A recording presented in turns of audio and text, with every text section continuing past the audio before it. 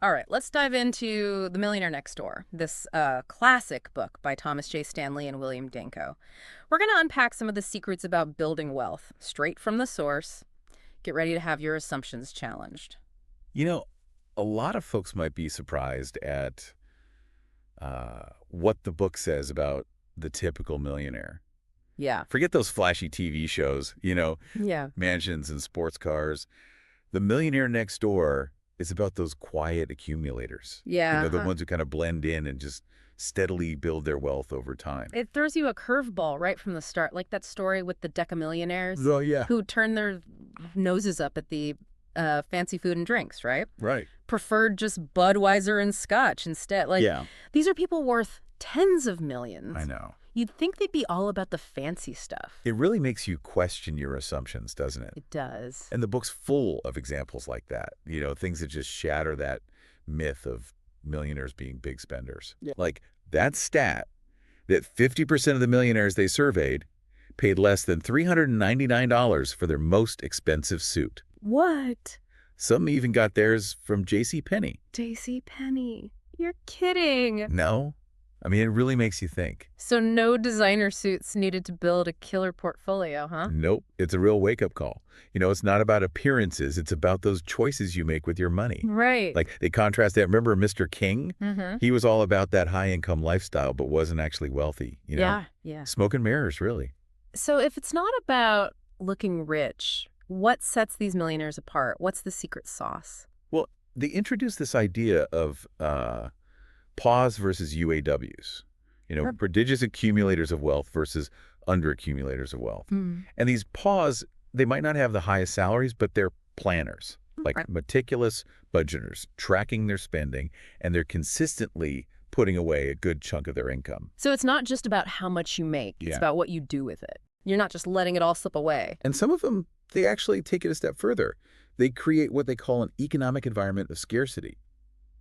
Basically, they prioritize investing first. So before they even think about spending. Right. It's almost like they're intentionally limiting their spending money. Interesting. So they're not expanding their lifestyle to match their income. No. They're investing first and living off what's left. Exactly. It's pretty counterintuitive. Like, most people probably do the opposite. Yeah, I think so. But it shows a different mindset, this willingness to, delay gratification. Yeah. That long-term vision. It makes you wonder if these super wealthy people are hiring CPAs to help them budget, maybe we should all be taking a harder look at our own habits. I think so, yeah. It's that idea of being proactive, right? Yeah. Having that plan in place, really makes a difference. Yeah, the book uses those contrasting case studies, Dr. South and Dr. North, both successful physicians, but with totally different approaches to money.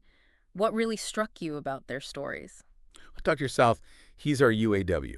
Right.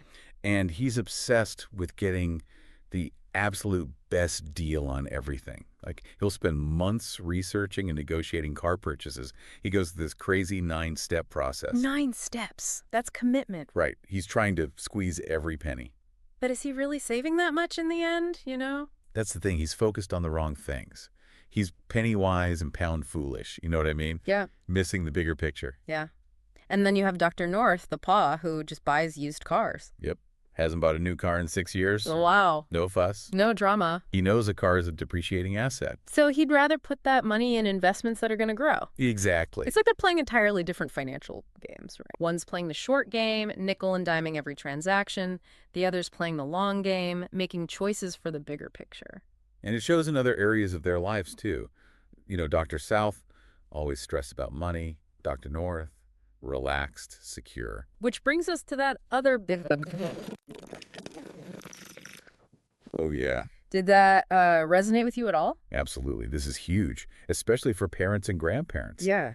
Understanding how those financial handouts, even with the best intentions, can actually hurt our kids' independence. It's crazy, right? The book says those kids, those adult children who get regular cash gifts, they actually have less wealth. 81% of the wealth and 91% of the income of those who don't get those gifts. You'd think it'd be the opposite. It really throws you, right? It does. So shouldn't those gifts be helping them get ahead? Well, it's about the psychology, right? Oh. If you're always bailing them out, they never learn to manage on their own. And then we see that play out with Mary and Lamar. On the surface, they seem successful, but underneath, they're constantly relying on Mary's mom for all these lifestyle upgrades. And what's interesting, they went to the same school as this successful sales executive, built his wealth from scratch, never had those handouts. Had to learn financial responsibility early on. Yeah. It's like sometimes tough love is the best kind of love, isn't it? Sometimes, yeah. It's about giving them the tools, not the handouts. Well, that's a question we're going to dig into more in the next part of our deep dive. Yeah, looking forward to it. So we were talking about those financial handouts, how they don't always help in the long run. Yeah, that's where this whole idea of financial independence comes in. Okay. It's not about giving our kids a free pass. Right. It's about giving them the skills, Yeah. to make good decisions, financial decisions. So how do we actually do that? I mean, where do you even start? Well, the book talks about being open with our kids, talking about money, Okay. not like burdening them with it, Yeah. but just demystifying it, Yeah. making it normal. Instead of this big scary thing. Yeah. So they can understand budgeting, saving, investing Right. from a young age. Yeah. I mean, it makes sense. So we should be talking about this stuff early on. Definitely. And remember those PAWs we talked about? Uh-huh. A lot of them, they instilled these values in their kids early on, Okay. encouraging them to get jobs, save their money, Oh, so like part-time jobs. Yeah, part-time jobs, saving their earnings, understanding hard work. So it's not just about us lecturing them about money, it's about us showing them, right? Exactly. Our actions speak louder than words, Yeah. If they see us splurging all the time, Right. they'll pick up on that. Yeah. But if they see us making smart choices, being mindful of our spending, that's got to have a bigger impact. For sure. And the book tells this story about this father who's really determined to help his son get into an Ivy League school. Okay.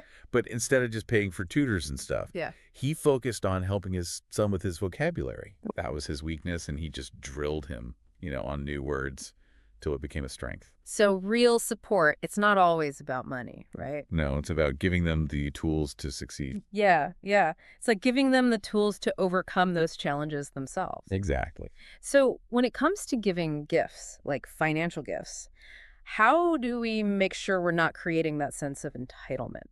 Well, the book suggests focusing on gifts that are kind of empowering, Okay. like contributing to their education fund or helping with a down payment on a house. So it's an investment in their future, Right. not just a handout. And it's also important to avoid creating that expectation, Oh, like these gifts will just keep coming. Exactly. It's about, supporting them as they become self-sufficient, No. not making them rely on us. But even with the best intentions, sometimes, things can backfire. Yeah. The book talks about how giving unequal gifts can cause problems between siblings. Absolutely. Mm. Even if you try to be fair, what feels helpful to one child might not feel fair to another. Right.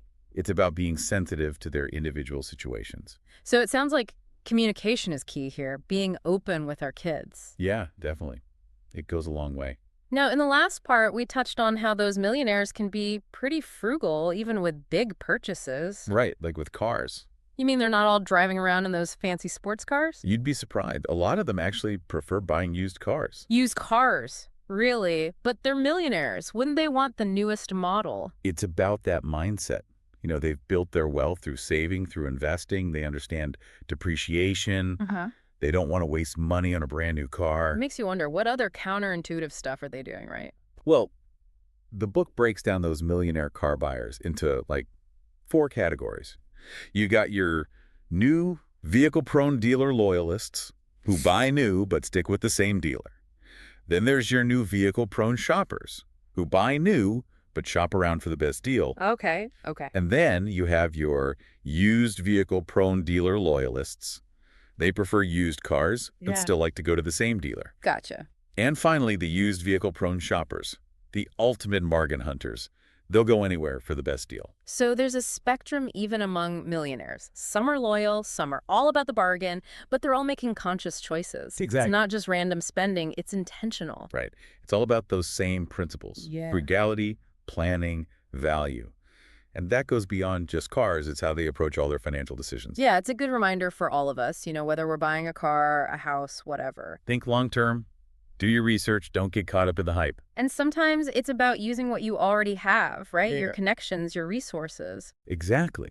Like, the book talks about some millionaires using their business connections to get better deals on cars, Yeah. referrals, discounts, They're not just accepting the sticker price. They're working the system, maximizing their resources. That's right.